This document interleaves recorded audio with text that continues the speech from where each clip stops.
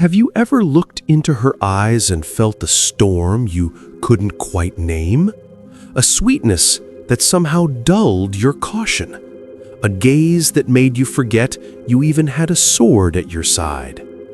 Brother, this isn't poetry. This is by design. There is a realm of knowledge that modern man has willingly abandoned. Not because it's false, but because knowing it costs too much. Socrates did not avoid this knowledge. He walked straight into it. And what he discovered wasn't a hatred of women, but a fundamental truth about their nature that still haunts the soul of every man today. He warned, not with bitterness, but with a logic forged in fire, that where men are built by clarity, women are formed in layers of smoke. He didn't say this to degrade them. He said it to awaken you, because what is veiled cannot be trusted blindly, and whatever enchants you must first be understood before it has a chance to devour you. The men of his time in Athens, they laughed at him. The jurors condemned him to death, but Socrates smiled in the face of their ignorance because he knew something they didn't. A man who understands a woman only as she appears on the surface and not by how she actually functions is like a soldier mesmerized by the beautiful shimmer of his enemy's blade. It's beautiful, yes, but it is also fatal. Socrates taught by asking questions. So, let's ask, why does she so often desire power that operates in the shadows? Why is her affection so frequently mixed with a subtle strategy? Why does her silence sometimes scream louder than her words? If you don't have the courage to ask these questions, you will never see the patterns. And if you do not see, you will eventually kneel. Not out of devotion, but out of pure delusion. In his work, The Republic, Socrates described the ideal soul as being balanced, ruled by reason, and not enslaved by appetites or impulses. But what happens to a man who builds his entire life around a woman whose nature he refuses to understand? That man isn't building a soul. He is building a shrine to his own confusion. He spoke of the tyrant soul, a soul led purely by desire, always thirsty, never satisfied. Gentlemen, look around. How many men today wear the suit and tie of a reasonable man, but are secretly chained by their desperate lust for feminine approval? How many men build entire kingdoms, not for a lasting legacy, but to impress a woman who wouldn't hesitate to leave the moment the walls were breached? You need to understand this. Socrates wasn't warning you about her. He was warning you about you. When you remain ignorant of her nature, she isn't your enemy. She isn't your savior. She is the test. And every man must either pass it or be broken beneath the weight of his own illusions. You were taught to look for beauty, but Socrates knew that beauty is the bait. What truly matters is the intention behind the beauty. And this, he argued, is where most men fail. You chase the form and you forget the essence. You chase her touch and you forget to observe her patterns. You don't study, you simply fall. And when you fall, she does not catch you.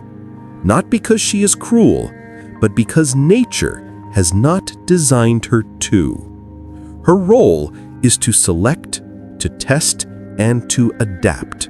She does not build.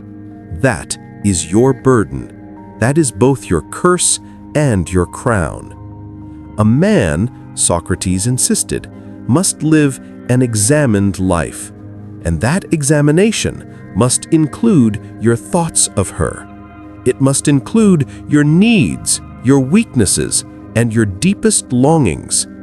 If you refuse to examine these parts of yourself, she will see what you refuse to see, and she will use it, not maliciously, but necessarily. The river does not hate the rock it erodes over time. It simply follows its nature. In the same way, a woman does not hate the man she outmaneuvers. She is simply following hers. The real question is, are you following yours? Socrates lived surrounded by men who completely misunderstood power. They thought it was found in votes, in silver coins, in the applause of the crowd. But he knew that true power belongs to the man who cannot be deceived, especially by that which he loves. That is the beginning. You were not born to orbit her. You were born to govern yourself. Socrates taught that the unexamined life is not worth living, but an unexamined desire is even more dangerous.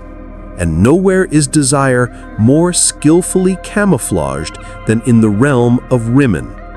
It wears the mask of devotion. It sings the song of truth. It dances like destiny itself.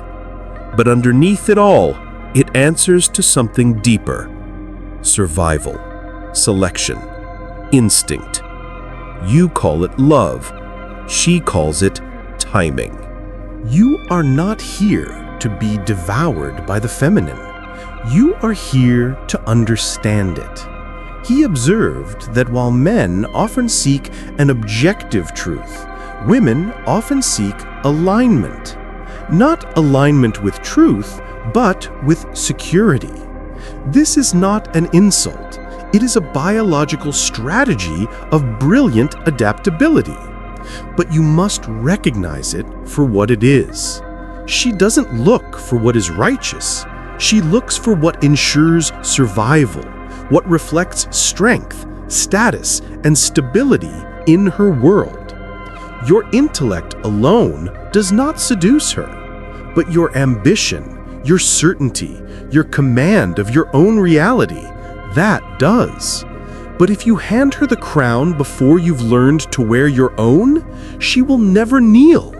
If you elevate her above your own mission, she will test you relentlessly until you fall.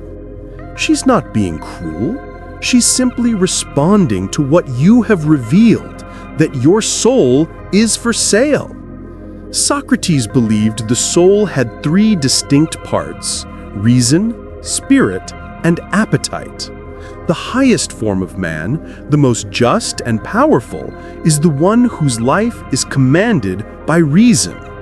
But when appetite, that raw, relentless hunger for the sexual, the emotional, the social, takes the lead, the man dissolves. He no longer leads, he follows. Not her, but his desperate hunger for her. You will know these men. In fact, you've seen them everywhere. They are the men who have no light of their own unless she decides to shine it on them. The men who kneel without ever asking what altar they're kneeling before. They are the men who would burn down their own principles just to keep her warm for a single night. And you, if you do not awaken to this truth, will become one of them. Socrates was surrounded by people who confused noise for wisdom, beauty for virtue, and charm for truth. He saw through all of it, and when he had the courage to challenge their illusions, they killed him for it. But his voice still speaks, not to the crowds, not to the men who simp and plead, but to you, the man who dares to see things clearly. He saw that women, by nature, are more attuned to the present moment, to emotion, to safety, to the now, while men are both cursed and blessed with the burden of the future. Your mind is built to stretch forward. Your soul aches for a legacy. Your very bones carry the weight of your vision. But having a vision is costly. It requires sacrifice and focus. And the feminine offers you a beautiful, intoxicating way to forget all about it.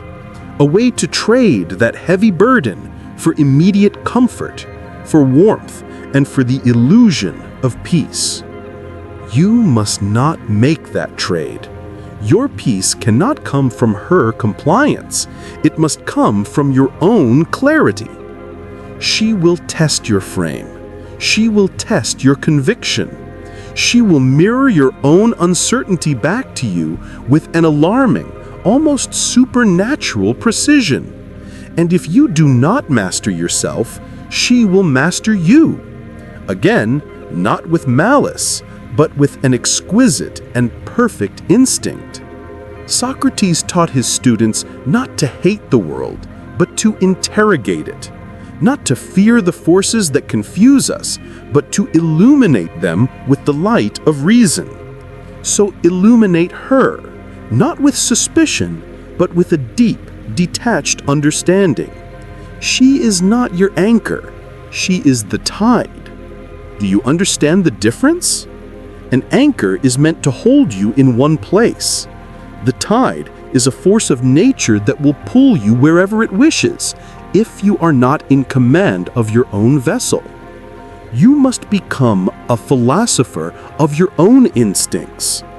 Socrates warned, more in his silence than in his speeches, that a man's downfall rarely comes from a spear or from the state.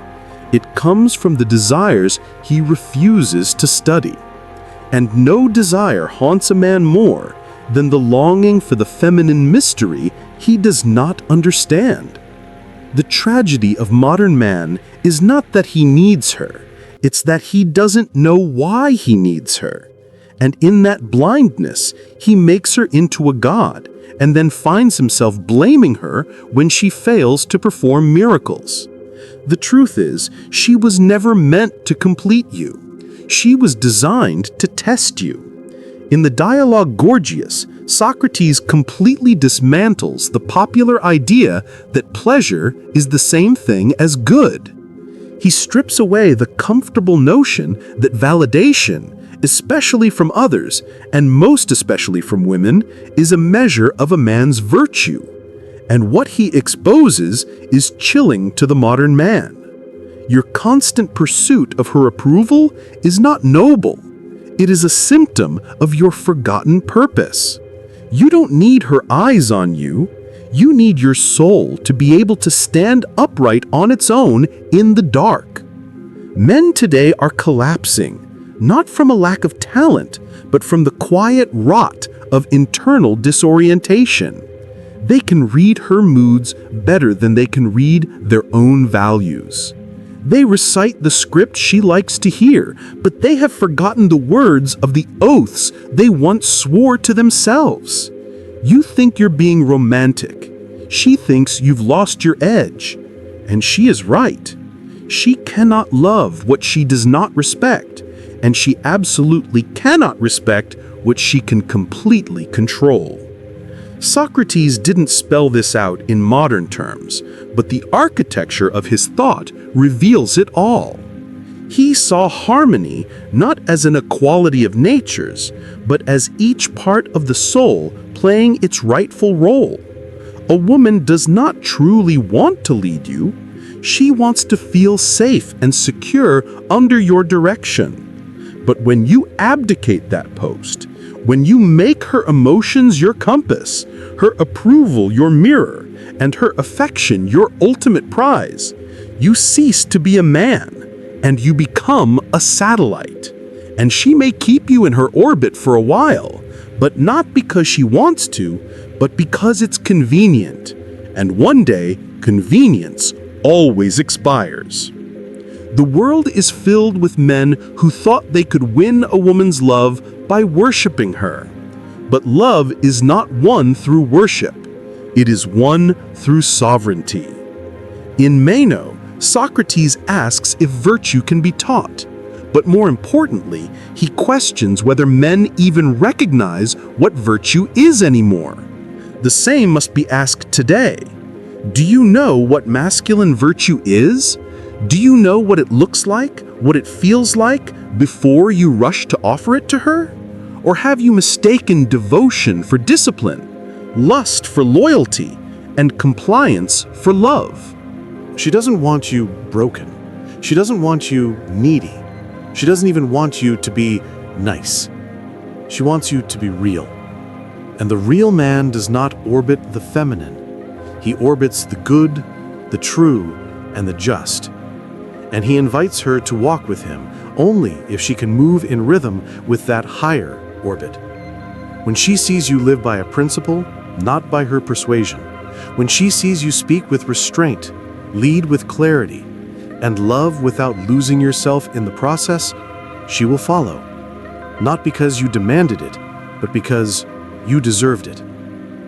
That is the paradox that Socrates understood so well. Power does not come from seeking it from others. It comes from becoming the kind of man who does not need it from anyone else, and especially not from her. The moment you stop seeking her favor and start seeking your own form, not the form of your flesh, but the form of your essence, you become untouchable. Not because you are hardened, but because you are whole. And wholeness is the forgotten wealth of man. The temples of ancient Athens stood not for comfort, but for virtue. Their principles were etched in stone, measured in trials, and whispered into the ears of young men by the likes of Socrates. And the highest of these principles was simple: know thyself. Not please her, not serve her, not become what she desires. Know. For in knowing yourself, there is power, and in that power, there is peace. But most men today are not at peace. They are at war. Not with her, but with the lie they tell themselves every single day that her love will save them, that her body will cure their restlessness, that her smile is a valid substitute for a self. This is not love. This is intoxication. And every philosopher in history has known that a drunk man cannot see the truth. Socrates spoke often of the forms, the ideal, perfect realities that exist behind our earthly shadows. There is a form of womanhood, just as there is a form of manhood. But modern men chase only the shadow, the curves, the eyes, the promises made in perfume and posture. And they forget to ask the most important questions. What does this form serve? What does it protect? And what does it devour? She is not evil. She is efficient. She is not deceptive. She is adaptive. She is not broken. She is complex. She is a system calibrated for survival. Not your survival, hers. Her instincts are sharper than your fantasies. Her decisions are faster than your affections. And when your gaze is clouded by lust or by longing, she sees what you do not, your weakness. Socrates never said this directly, but it is the secret engine humming beneath all his dialogues. You are either governed by reason or you are governed by desire. There is no third kingdom. The man who falls into her world without a map of his own does not become free. He becomes lost. Smiling, perhaps, but drowning nonetheless. And what is his ultimate fate? To blame her for the undertow he never trained himself to navigate. But a man trained in reason, a man who has interrogated his own instincts, who has stared down his thirst, who has unmasked the illusion before it had a chance to seduce him, that man does not drown. He sails. And she will respect him for it. Not because he is cruel, but because he is clear. In the Symposium, Socrates speaks of a wise woman, Diotima, who taught him about the nature of love. She described it not as a destination, but as a ladder. It ascends from the love of one beautiful body, to the love of all beauty, to the love of wisdom, and finally, to the divine. But most men never climb. They stay right there on the first rung. They build a life and let it rot in the pit of simple pleasure, never once asking what that pleasure was meant to point them toward. You, listener, do not rot. You climb. She is the beginning of a question, not the end of your journey. She is the gate, not the kingdom. She is the wind, but you must be the sail.